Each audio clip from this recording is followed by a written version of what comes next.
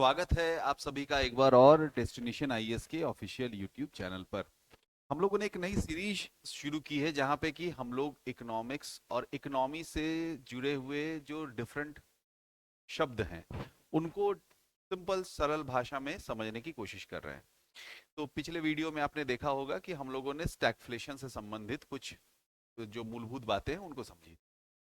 जब स्टैगफ्लेशन को हम लोगों ने समझ लिया तो एक काम करते हैं और भी इस संदर्भ में जुड़े हुए जो शब्द हैं उनको भी हम लोग समझने की कोशिश करते हैं। उसी क्रम में आज हम लोग इन्फ्लेशन, डिफ्लेशन, डिसइन्फ्लेशन और रिफ्लेशन इनको समझेंगे। सिंस ये काफी मिलते जुलते शब्द हैं इसलिए एग्जाम में हमसे अक्सर गलतियां हो जाती हैं। आज इस सेशन के बाद आपको फिर दोबारा कभी भी इन शब्दों में किसी प्रकार की दिक्कत नहीं आएगी। तो चलिए आज के सेशन को शुरू करते हैं।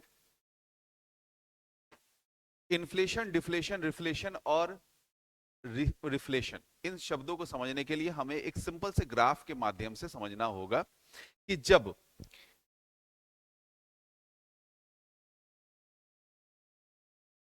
जब सेवा और वस्तुओं के मूल्य में निरंतर वृद्धि पाई जाए तो वैसी स्थिति को हम लोग कहते हैं इन्फ्लेशन।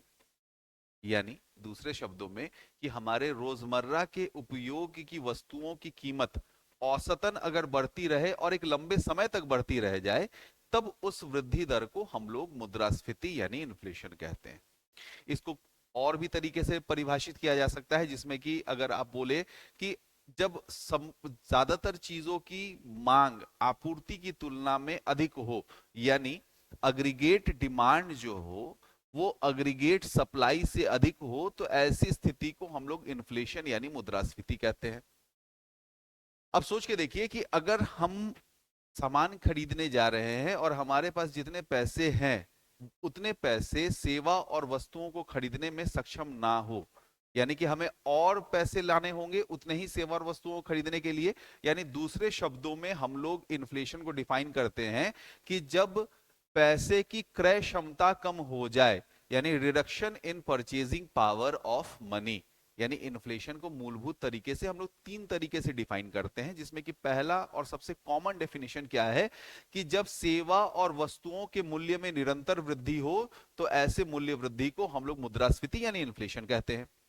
दूसरी बात हम लोगों ने समझी क्या कि जब सेवा और वस्तुओं की मांग सेवा और वस्तुओं की आपूर्ति की तुलना में अधिक हो तब ऐसी स्थिति को हम लोग इन्फ्लेशन यानी मुद्रास्फीति के नाम से परिभाषित करते हैं। और तीसरी बात हम लोगों ने जानी क्या कि जब पैसे की यानी मुद्रा की क्रय शक्ति यानी परचेजिंग पावर में कमी आ जाए तो ऐसी स्थिति को हम लोग इन्फ्लेशन कहते हैं। ठीक इसकी विपरीत दशा को हम लोग डिफ्लेशन यानी कि अपस्फीति कहते हैं। यानी सेवा और वस्तुओं के मूल्य में निरंतर कमी को हम लोग डिफ्लेशन कहेंगे। तो इन्फ्लेशन की उल्टी परिभाषा है डिफ्लेशन यानी अपस्फीति की। यानी हम कहेंगे कि जब हमारे रोजमर्रा के उपयोग की वस्तुओं के मूल्य में निरंतर कमी आती रहे तो वैसी स्थिति को हम लोग डिफ्लेशन कहते हैं। अब जाहिर सी बात है कि डिफ्लेशन जो है इन्फ्लेशन की उल्टी अवस्था है। यानी कि हम लोग अब कहेंगे कि डिफ्लेशन के दौरान औसतन सेवा और वस्तुओं की जो मांग रहती है उसकी आपूर्ति की तुलना से कम होती है। यानी सेवा और वस्तुओं की जो आपूर्ति है उतनी जरूरत सेवा और वस्तुओं की बाजार में नहीं है। सेवा और वस्तुओं की मांग बाजार में घट चुकी है। तो जनरली एक चीज जान लीजिए कि डिमांड जो होता है सेवा और वस्तुओं की जो मांग होती है ये डायरेक्टली प्रोपोर्शनेट होती है to the quantity of money. यानी कि पैसे की मात्रा ज्यादा रहेगी तो आप अधिक डिमांड करोगे, पैसे की मात्रा कम रहेगी तो आप कम डिमांड करोगे। तो अब हम लोग यहां पे देख रहे हैं क्या कि डिमांड क्या हो रहा है, घट रहा है। इसका सीधा अर्थ ये हुआ कि पैसे की मात्रा बाजार में कम हो रही है। तो हम लोग एक सिंपल से बात को समझते हैं कि जिस चीज की मात्रा कम हो उसकी वैल्यू अधिक होती है। यानी डिफ्लेशन में जो मुद्रा की क्रय शक्ति होती है वो बढ़ जाती है। यानी डिफ्लेशन का जो तीसरा डेफिनेशन हुआ यानी जो मुद्रा की क्रय शक्ति है उसमें वृद्धि यानी appreciation in purchasing power of money. तो यहां पे हम लोगों ने इन्फ्लेशन और डिफ्लेशन को समझ लिया। लेकिन इसी डिफ्लेशन से एक मिलता जुलता शब्द है डिसइन्फ्लेशन, और जहां पे कि अक्सर एग्जाम में प्रश्न पूछे जाते हैं और हम लोगों से गलती हो जाती है। हम लोगों को लगता है कि डिफ्लेशन और डिसइन्फ्लेशन दोनों जो है वो समानार्थक शब्द है, जबकि ऐसा नहीं है। यहां पे हम लोग इस ग्राफ के माध्यम से देख सकते हैं कि डिफ्लेशन डिफ्लेशन के दौरान सेवा और वस्तुओं के मूल्य में कमी आ रही है। सेवा और वस्तुओं के मूल्य कहां होनी चाहिए, यहां, और सेवा और वस्तुओं के मूल्य में कमी आ रही है, वैसी स्थिति को हम लोग कह रहे हैं डिफ्लेशन। लेकिन हम लोग जब देख रहे हैं कि मुद्रास्फीति के दरों में जब कमी की जा रही है, तो ऐसी स्थिति को हम लोग कह रहे हैं डिसइन्फ्लेशन। यानी अगर सेवा और वस्तुओं के मूल्य में कमी आए, तब वैसी स्थिति को हम लोग अपस्फीति कहते हैं। लेकिन मुद्रास्फीति के दरों में अगर कमी आए, यानी बढ़े हुए मूल्य जब धीरे धीरे कम होने लगे, तो वैसी स्थिति को हम लोग विस्फीति यानी डिसइन्फ्लेशन कहते हैं। और दोनों में समानता बस यही है कि दोनों में ही चीजों की कीमत घट रही है, लेकिन जब औसत चीजों की कीमत घटने लगे तब उसको हम लोग डिफ्लेशन कहते हैं, लेकिन बढ़ी हुई मुद्रास्फीति जब घटने लगे तो वैसी स्थिति को हम लोग डिसइन्फ्लेशन कहते हैं। डिसइन्फ्लेशन क्रिएट करने के लिए सेंट्रल बैंक और सेंट्रल गवर्नमेंट यानी केंद्रीय बैंक और केंद्रीय सरकार कई तरह के कदम उठाती है। आप लोगों को याद होगा कुछ वर्ष पहले पेट्रोल की कीमतों में लगातार वृद्धि हो रही थी, तो सरकार ने क्या किया कि पेट्रोल पे लगने वाले टैक्सेस को कम कर दिया। केंद्र सरकार ने एक्साइज ड्यूटी को कम किया और राज्य सरकारों ने वैट यानी वैल्यू एडिशन टैक्स को कम किया। तो इससे क्या हुआ कि तेल के मूल्य में कमी आई। तो तेल के मूल्य में कमी आई या बढ़े हुए तेल की मूल्यों में कमी आई, तो यहां पे हम लोग समझ सकते हैं कि तेल की बढ़ी हुई मूल्य जो है वो घटनी शुरू हो गई। तो यहां पे हम लोग डिफ्लेशन शब्द का उपयोग नहीं करके हम लोग शब्द इस्तेमाल करेंगे डिसइन्फ्लेशन। ठीक उसी तरीके से इन्फ्लेशन का एक बहुत बड़ा कारक होता है जब अर्थव्यवस्था में तरलता यानी पैसे की मात्रा बढ़ जाए। तो सरकार कभी कभी क्या करती है कि टैक्स के दरों में वृद्धि करके आपके पास जो एक्स्ट्रा पैसे हैं वो टैक्स के माध्यम से सरकार एब्जॉर्ब कर लेती है, यानी सोख लेती है। तो जाहिर सी बात है कि अभी थोड़ी देर पहले हमने आपको बताया था कि डिमांड जो होता है वो डायरेक्ट संबंधित होता है पैसे के मामले से। यानी पैसे की मात्रा घटेगी तो डिमांड भी कम होगा, डिमांड कम होगा तो प्राइसेस भी ऑटोमेटिकली कम होने लगेंगे, और ऐसी स्थिति को हम लोग डिसइन्फ्लेशन कहते हैं। आप लोग अक्सर पेपर में पढ़ते होंगे कि आरबीआई मुद्रास्फीति के दर को नियंत्रित करने के लिए रेपो रेट को बढ़ाने वाली है, रिवर्स रेपो रेट को बढ़ाने वाली है, सीआरआर को बढ़ाने वाली है, एसएलआर को बढ़ाने वाली है। और ये सारी गतिविधियों को इसलिए किया जाता है आरबीआई के माध्यम से ताकि बाजार में तरलता यानी पैसे की मात्रा कम हो, और पैसे की मात्रा कम होगी तो डिमांड कम होगा, डिमांड कम होगा तो मुद्रास्फीति के दरों में कमी आएगी, और ऐसी स्थिति को हम लोग विस्फीति यानी डिसइन्फ्लेशन कहते हैं। तो यहां पे अंतर था डिसइन्फ्लेशन और डिफ्लेशन के बीच। अब हम लोग एक और शब्द समझ लेते हैं जिसे हम लोग कहते हैं रिफ्लेशन, जिसे हिंदी में मुद्रा संस्फीति भी कही जाती है। ये मुद्रा संस्फीति का जो कंसेप्ट देने वाले सज्जन थे उनका नाम है जॉन मेनार्ड कीन्स या जेएम कीन्स। जैसा कि हम लोग जानते हैं कि 1930 के दशक में एक महामंदी आई थी। उस महामंदी के दौर तक हम लोग ये समझते थे कि अर्थव्यवस्था कभी भी ज्यादा दिन तक बुरी स्थिति में नहीं रह सकती और खुद ब खुद अपने आप को सुधार लेती है। लेकिन 1930 के दशक में जो महामंदी आई, इसमें हम लोग को पहली बार समझ में आया कि सरकार के हस्तक्षेप के बिना कभी भी अर्थव्यवस्था अपनी स्थिति को सुधार नहीं सकता। उसी अर्थव्यवस्था को सुधारने के लिए एक तरीका बताया गया था जेएम कीन्स के द्वारा कि जब तक सरकार इकोनॉमी में तरलता को ना बढ़ाए तब तक मांग में वृद्धि नहीं होगी, और मांग में वृद्धि नहीं होगी तो जीडीपी में वृद्धि नहीं होगी, क्योंकि मांग में वृद्धि होगी तब प्रोडक्शन बढ़ेगा, और प्रोडक्शन बढ़ेगा तभी जीडीपी में वृद्धि होगी।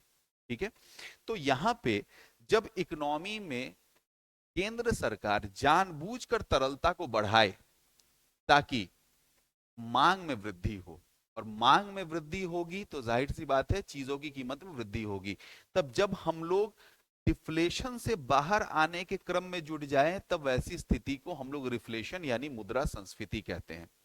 जैसे हमारे देश में आरबीआई के द्वारा एक मानक स्थापित किया गया है कि हमारे देश में जो मुद्रास्फीति की दर है वो 4% होनी चाहिए। थोड़ी बहुत आगे पीछे होने की गुंजाइश रखी गई है, और ये आगे पीछे की जो मात्रा है वो कितनी है, +-2%, यानी कि इन्फ्लेशन हमारे देश में जो डिजायर्ड है वो है 2% से लेके 6% के बीच में।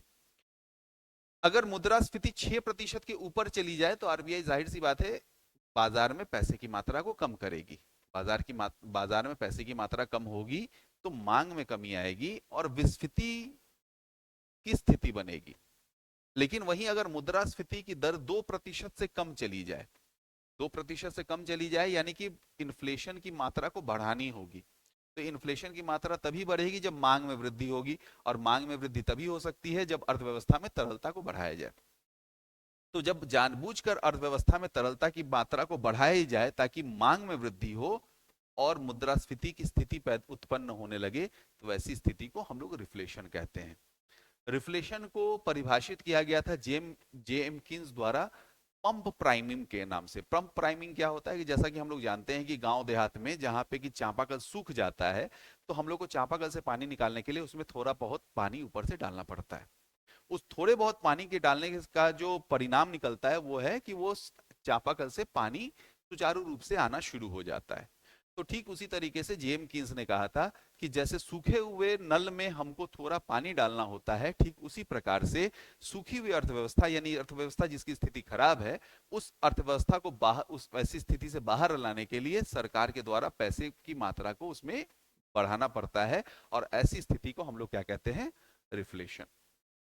तो जैसा कि हम लोग देख रहे हैं कि यहां पे इन्फ्लेशन की उल्टी अवस्था डिफ्लेशन यानी मुद्रास्फीति की उल्टी अवस्था अपस्फीति, और विस्फीति की उल्टी अवस्था जो है वो मुद्रा संस्फीति है। तो यहां से एक और कंसेप्ट निकल के आता है कि हमें अब तक यही पता था कि सिंस इन्फ्लेशन और डिफ्लेशन तो बिल्कुल विपरीत स्थिति है, इसलिए इकोनॉमी में कभी भी इन्फ्लेशन और डिफ्लेशन एक साथ उपस्थित नहीं हो सकती। ये भ्रांति कह लीजिए चाहे गलतफहमी कह लीजिए, ये हमारी दूर होती है 2010 में। 2010 में ऐसा क्या हुआ था, 2007-8 में आप लोगों ने जाना होगा कि एक बहुत बड़ी वैश्विक मंदी आई थी जिसको हम लोग कहते हैं सब प्राइम मॉर्गेज क्राइसिस। ये सब प्राइम मॉर्गेज क्राइसिस क्या होता है, इसके बारे में किसी और वीडियो में हम लोग चर्चा करेंगे। इतनी हम लोग को बस समझ यहाँ पे रख लेनी है कि एक वैश्विक मंदी आई थी, आर्थिक मंदी आई थी 2007-8 में, और उस वैश्विक आर्थिक मंदी का नाम जो है वो है सब प्राइम मॉर्गेज क्राइसिस। तो जब कोई वित्तीय जब मंदी आती है तो उस स्थिति में सरकार को स्थिति को संभालने के लिए इकोनॉमी में पैसे की मात्रा को इंजेक्ट करना पड़ता है, पैसे की मात्रा को बढ़ाना पड़ता है ताकि मांग में वृद्धि हो। मांग में वृद्धि होगी तो प्रोडक्शन बढ़ेगा, प्रोडक्शन बढ़ेगी तो जीडीपी बढ़ेगी। तो सरकार ने देखा क्या कुछ वर्षों बाद यानी 2010 के आसपास कि इकोनॉमी में एक विचित्र स्थिति पैदा हो गई है। वो स्थिति क्या है कि खाने पीने की जो चीजें हैं यानी कि फूड प्राइसेस हैं उस क्षेत्र में चीजों की कीमत लगातार बढ़ रही है, यानी कि जो खाद्य वस्तुएं हैं उनके मूल्य में निरंतर वृद्धि हो रही है, यानी कौन सी स्थिति बनी हुई है, इन्फ्लेशन की स्थिति बनी हुई है। लेकिन वहीं अगर रियल स्टेट की बात की जाए यानी जमीन दुकान और मकान की कीमतों की बात की जाए तो इन क्षेत्रों की कीमतों में लगातार गिरावट आ रही है, यानी कि उस स्थिति में क्या बना हुआ है, डिफ्लेशन बना हुआ है। यानी 2010 में हम लोगों ने पहली बार पाया कि अर्थव्यवस्था में इन्फ्लेशन और डिफ्लेशन यानी मुद्रास्फीति और मुद्रा अपस्फीति की स्थिति एक साथ उत्पन्न हो सकती है। तो 2010 में यह स्थिति पहली बार जब देखा गया तो जाहिर सी बात है कि इसका नामकरण भी करना होगा। तो हम लोगों ने पहली बार पाया कि एक ही अर्थव्यवस्था में असमानता है, कहीं पर मुद्रास्फीति है तो कहीं पर अपस्फीति है।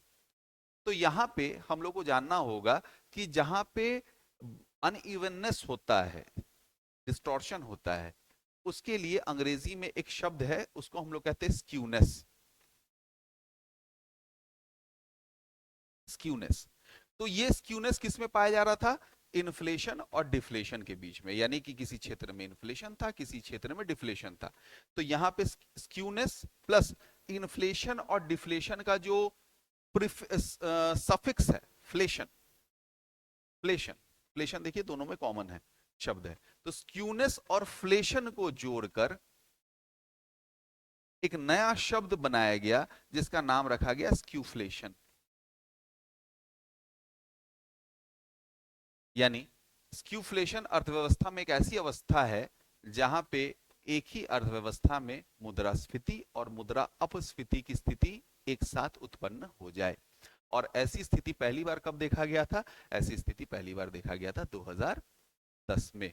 भारत में क्या ऐसी स्थिति थी? बिल्कुल हमारे देश में भी ऐसी स्थिति थी। हमारे देश में खाने पीने की वस्तुएं, तेल की कीमतों में लगातार वृद्धि हो रही थी, जबकि रियल स्टेट की कीमतों में लगातार गिरावट आ रही थी।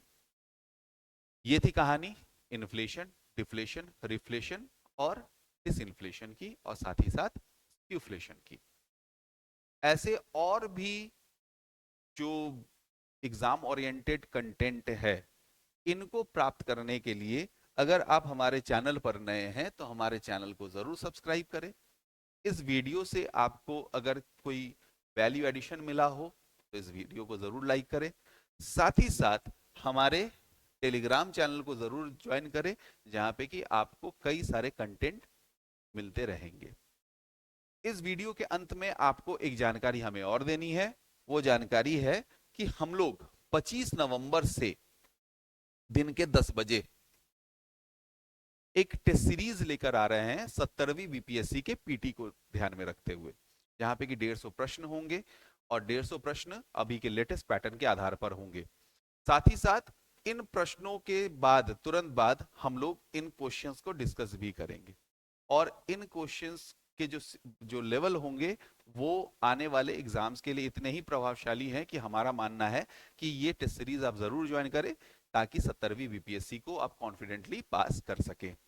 और इस सेशन पे पार्टिसिपेट करने के लिए किसी प्रकार की कोई फीस नहीं रखी गई है, यानी कि ये फ्री है। तो आप सबका स्वागत रहेगा 25 नवंबर से दिन के 10 बजे डेस्टिनेशन आईएएस के बोरिंग रोड शाखा पे। तब तक के लिए आप सभी को धन्यवाद।